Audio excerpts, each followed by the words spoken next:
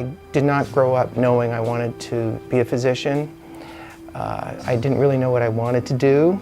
I moved to Seattle in the late 70s to go to grad school in genetics, and I found that unsatisfying emotionally. And what ultimately led me to go to medical school was actually Seattle Counseling Service. I first went there as a client. I was having some personal issues that they helped me with, and then ultimately I became a peer counselor there. I really realized that I wanted to be in some kind of helping profession, and they helped me connect with some role models in the gay community. I met physicians, nurses, social workers, and I decided I'll go to med school. My dream when I started medical school was to be basically a family doctor for the LGBT community, but I didn't really think that was possible. I didn't think that could be.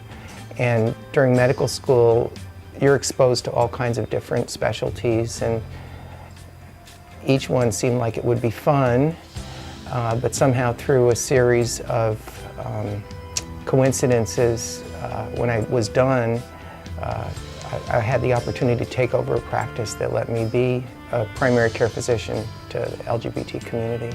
I started in 1990. The first cases of AIDS were described in '81. And basically the 1980s was my medical training. So medical school and then residency training occupied the 1980s for me. So I got to miss the Reagan presidency. I was too busy with other things. While Reagan was ignoring AIDS, I was learning about it in medical school. And by 1990, it was really a peak of the AIDS epidemic in terms of illness and death and horror. It was like a war. And at that point, there was very little organized response to it, like governmental response, and so the people who were in the trenches, it was sort of up to us. And so I just kind of dove in to this battlefield. My name is Shalit. I'm a physician in Seattle.